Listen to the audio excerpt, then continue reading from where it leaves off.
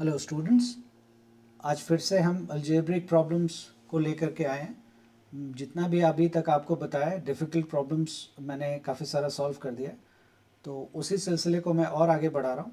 और आज मैं फिर से एक या दो डिफ़िकल्ट प्रॉब्लम्स लूँगा और उसको बना के दिखाऊँगा आपको। उम्मीद है कि इसके बाद आपको इस तरह के प्रॉब्लम्स में दिक्कत नहीं आएगी, आप कॉन्सेप्ट को समझ पाएंगे। So let's solve the problem. आज के क्लास में, आज के वीडियो में मैं आपको एक नए प्रॉब्लम की तरफ लेके जा रहा हूँ, which is x y upon x plus y. अगर आप फंडामेंटल समझ लेंगे तो आप किसी भी तरह के प्रॉब्लम्स को सॉल्व कर पाएंगे। और फंडामेंटल्स जो मैं बार बार बीच में बताते रहता हूँ, आप उसको ध्यान से सुनें। मेरा एक रिक्वेस्ट है कि अगर आप चाहते हैं कि सच में अच्छे से सीखना है तो आप ज़्यादा से ज़्यादा जो वीडियोस इस टॉपिक से जुड़े, जो भी टॉपिक आप पढ़ना चाह रहे हैं उस टॉपिक से जो भी वीडियोस मैंने जुड़े हुए बनाए हैं, आप उनको अच्छी तरह से देखें, तभी आप इसको अच्छे से समझ पाएंगे। उसमें मैंने सारी बातें, जो भी प्रीवियस वीडियोस होती हैं उसमें मैं सारी एक एक पॉइंट्स को मैं मेंशन कर देता हूँ। अगर आप चाहें तो उसको नोट भी कर सकते हैं अपनी कॉपी में। It will be very helpful, आपके लिए बहुत हेल्पफुल होगा वो। चलिए, अब ये मेरे पास एक क्वेश्चन है। अब ये दिखने में भी बड़ा अटपटा सा है। अब बोला गया कि इसको सॉल्व करिए, तो बहुत तरीके हैं इसको सॉल्व करने के। एक जो मैं अगर आपकी जगह स्टूडेंट होऊंगा तो मैं इसको कैसे देखने की कोशिश करूंगा, क्रॉस मल्टीप्लाई इसको कर दूंगा मैं। मेरा मकसद क्या है, अगर आपको याद हो मैंने आपको क्या बताया था कि मकसद है कि जितना ज़्यादा से ज़्यादा हो सकता है आप इसको जनरल फॉर्म में कन्वर्ट कर दें। जनरल फॉर्म का दूसरा मतलब ये हो गया कि एक्स और वाई नीचे ना हो, ऊपर की तरफ हो तो कोई दिक्कत नहीं है। एक्स वाई का मतलब यहाँ पे एक्स और वाई लिटरली इस लेटर से नहीं है। एक्स और वाई की जगह कोई भी वेरिएबल है वो नीचे ना हो, वो ऊपर में हो, तो हमें कोई दिक्कत नहीं है। तो देखिए, उसको मैं सबसे पहला, मेरा पूरा फोकस होगा कि इसको जनरल फॉर्म में मैं कन्वर्ट करके आपको दिखा दूँ। मुझे विश्वास है कि उसके बाद आप आगे बना लेंगे। तो मैं इसको क्या करता हूँ, क्रॉस मल्टीप्लाई कर देता हूँ, यहाँ से यहाँ और यहाँ से यहाँ। So 5 times of x y equals to 6 times of x plus y. अगर आपको याद हो तो ये मैंने अभी पीछे ही ये वाला क्वेश्चन बना करके दिखाया था इससे पिछले वीडियो में। और इसी को पहले सॉल्व करते हैं, फिर इसको सॉल्व करेंगे। तो अगर मैं इसको सॉल्व करूं तो ये ऐसा हो जाएगा, 5xy is equal to 6x plus 6y।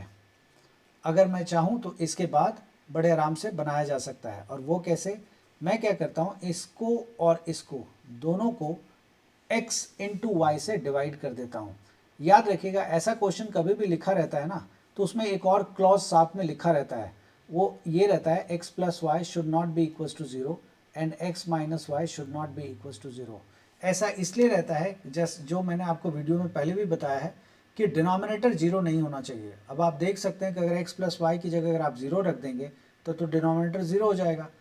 इसीलिए मना किया जाता है कि x प्लस वाई जो है वो जीरो नहीं होना चाहिए। Denominator should never be zero, ने कभी भी जीरो नहीं होना चाहिए। अगर जीरो हो गया तो वो पूरा का पूरा टर्म ही अनडिफाइंड होगा, इसीलिए वो आपको मना किया जाता है। आप इसको ऐसे भी समझ सकते हैं कि दोनों को जोड़ के जीरो नहीं आना चाहिए, दोनों को माइनस करके भी जीरो नहीं आना चाहिए।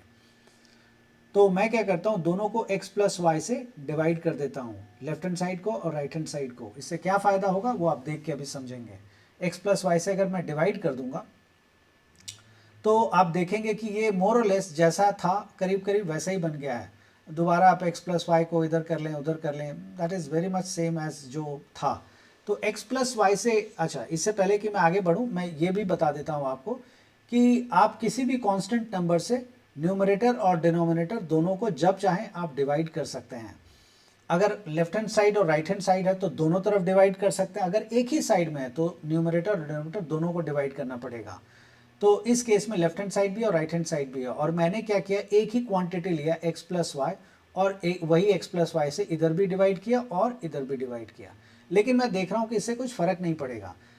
इसमें अक्सर एक गलती होती है जो बच्चे अक्सर बहुत फ्रीक्वेंटली करते हैं, और वो ये करते हैं, वो मैं बता देता हूं आपको, पहले गलती बता देता हूं। 5xy अपॉन x लिख देते हैं प्लस 5xy अपॉन y लिख देते हैं। याद रखिएगा, डिनोमिनेटर कभी स्प्लिट नहीं होता है। न्यूमरेटर जरूर स्प्लिट होता है, बट डिनोमिनेटर को अगर प्लस माइनस में बटा हुआ है तो आप उसको अलग अलग नहीं कर सकते। मैं इसको दूसरे तरीके से भी आपको समझाने की कोशिश करता हूं कि अगर आप इसको, अगर इस पूरे को अगर आपने ये लिखा है तो जाहिर सी बात है अगर मैं इसको दोबारा चाहूं तो ये बन जाना चाहिए, रिवर्स प्रोसेस भी सही होनी चाहिए। तो रिवर्स प्रोसेस करके देखते हैं हम लोग। अगर इसका एलसीएम लेंगे तो x प्लस वाई नहीं होगा, इसका एलसीएम x इंटू वाई होगा। यही गलत हो गया, यहाँ पे x प्लस वाई है, यहाँ पे x इंटू वाई हो गया, यहीं पे ये गलत है, आगे देखने की आपको ज़रूरत ही नहीं है। तो हमेशा ध्यान रखिएगा कि डिनोमिनेटर को आप स्प्लिट नहीं कर सकते, न्यूमरेटर को आप जब चाहें आप कर सकते हैं, बट स्प्लिट नहीं कर सकते, मतलब अगर प्लस माइनस में है तो आप उसको दो अलग अलग पोर्शन में नहीं डिवाइड कर सकते। तो ये गलत हो गया। तो आखिर हम करें क्या इसको फिर? तो करते हैं। देखिए अब मैं क्या करता हूँ, ये जो आपने किया ना यहाँ पे दोनों को क्रॉस मल्टीप्लाई, फर्स्ट क्लास है। अब मैं यहीं से आगे बढ़ाता हूँ, इसको हम लोग x इंटू वाई से डिवाइड करते हैं। तो 5xy upon x into y से डिवाइड करते हैं, is equal to 6x plus 6y upon x into y से डिवाइड करते हैं। तो दोनों तरफ न्यूमरेटर, दोनों तरफ के डिनोमिनेटर में मैंने x इंटू वाई से डिवाइड कर दिया। अब हम अलग अलग, अब आप देखेंगे x इंटू वाई कट गया, तो क्या बच गया 5, और ये बचा 6x upon x into Y. याद रखिएगा यहाँ प्लस माइनस में नहीं है, ये मल्टीप्लाई में है, इसीलिए ये सेपरेट हो सकता है, ये इसके साथ आएगा, स्प्लिट कर रहा हूँ मैं। तो इस बार न्यूमरेटर प्लस माइनस में है, मैंने अभी थोड़ी देर पहले बताया था न्यूमरेटर अगर प्लस माइनस में हो तो वो स्प्लिट हो सकता है, डिनोमिनेटर प्लस माइनस में हो तो स्प्लिट नहीं होगा। Plus 6y upon x into y, ये मैंने स्प्लिट करके इस तरह से लिख दिया। अब आप देखें x से x कैंसिल हो गया, y से y कैंसिल हो गया, तो ये बच गया 5 equals to 6 upon y plus 6 upon x, ये आपके पास बच गया। उम्मीद है कि आगे आप कर सकते हैं। अगर इसी को मैं इस तरह से लिख दूं, 1/x को m और 1/x को n, ऐसा करके, चलिए मैं पूरा बना देता हूं ये एक सवाल। अब ये वाला सॉल्व करता हूं मैं, ये वाला, इसमें भी अगर मैं इसको क्रॉस मल्टीप्लाई कर दूं तो 6 into y minus x equals to x y आएगा। एक्स वाई के साथ यहाँ पे कुछ भी नहीं है तो 1 है, तो 1 से मल्टीप्लाई होगा तो एक्स वाई रहेगा।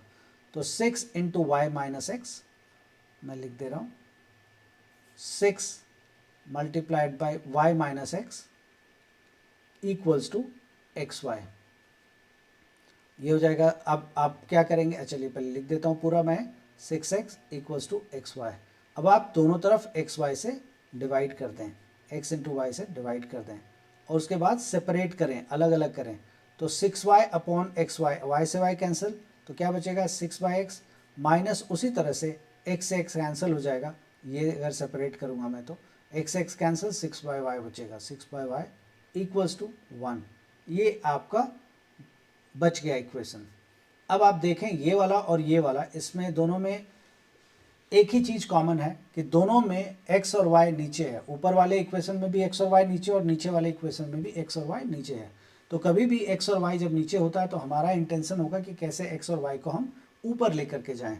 उसके लिए हम क्या करेंगे, मैं कलर चेंज कर लेता हूँ इसका, और उसके लिए हम लोग लिख देंगे 1/x को ले लेंगे t एंड 1/y को ले लेंगे m, दिस इज m। तो ये हो जाएगा 5 इक्वल्स टू 6 इंटू 1/y को इस तरह से लिख सकते हैं, 6/y को, प्लस 6/x को 6 इंटू 1/x लिख सकते हैं। तो अब लिखेंगे 5 इक्वल्स टू 6 इंटू 1/y की जगह m प्लस 6 इंटू t। ये एक इक्वेशन आपका तैयार हो गया, आप इसका नाम इक्वेशन 1 दे दें। अब आप देखें दूसरे इक्वेशन के साथ भी ऐसा ही है, यही बात यहाँ पे भी लागू होती है। 6 अपॉन एक्स है तो 6 इंटू 1/x लिख सकते हैं, माइनस 6/y है तो 6 इंटू 1/y लिख सकते हैं, equals to 1। 6 into x, x की जगह 1/x की जगह क्या लिखा हुआ है t, तो ये हो जाएगा 60 माइनस 6m इक्वल्स टू 1। तो वो मैं यहाँ पे लिख लूँगा 1 equals to 60 minus 6m।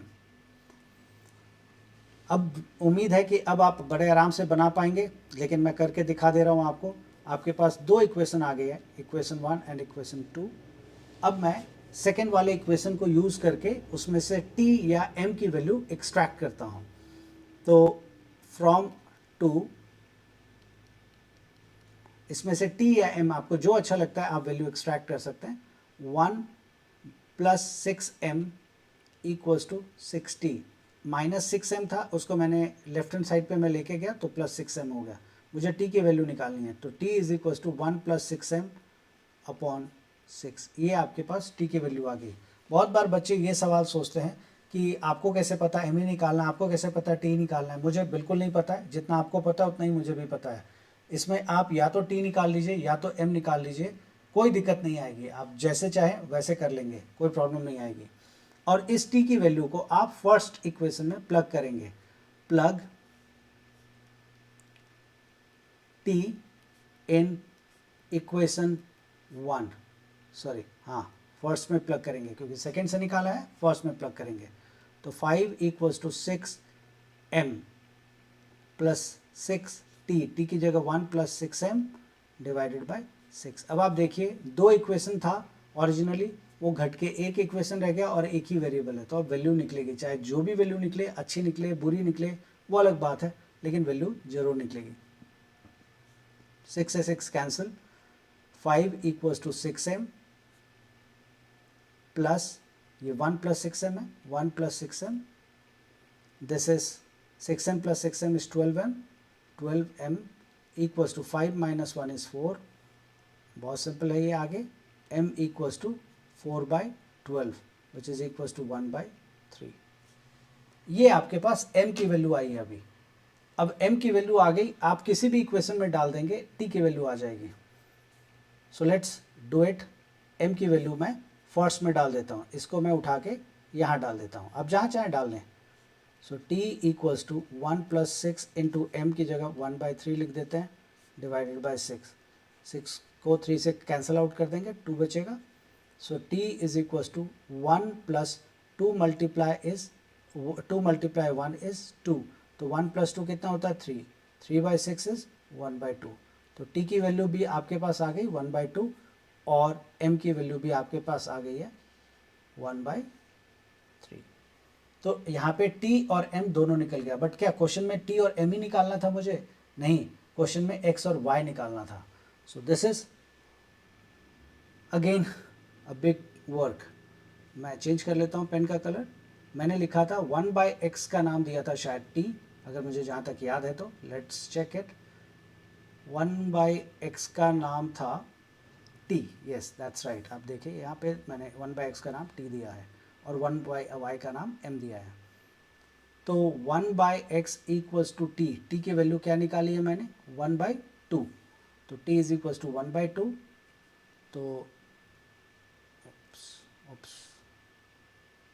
Okay, so t equals to 1/2। आप क्रॉस मल्टीप्लाई कर दें, x को इधर पहुंचा दें, 2 को उधर, सो x इक्वल्स टू 2 हो जाएगा। उसी तरह से उसकी वैल्यू भी निकाल लेंगे, m की भी निकाल लेंगे। 1/y इक्वल्स टू m माना है मैंने, सो 1/y इक्वल्स टू m की जगह कितना है 1/3 क्रॉस मल्टीप्लाई कर ले तो y इक्वल्स टू 3। तो ये आपकी वैल्यू आ गई x एंड y की। अब आप इसको इक्वेशन में डाल के सेटिस्फाई भी कर सकते हैं। उम्मीद है कि ये वीडियो आपको समझ में आया होगा, ये सवाल आपको समझ में आया होगा, और इस सवाल के ऊपर जितने भी सवाल हैं आप आराम से बना लेंगे। आज के लिए इतना ही, अगली क्लास में फिर से मिलते हैं नए वीडियो के साथ। Thank you.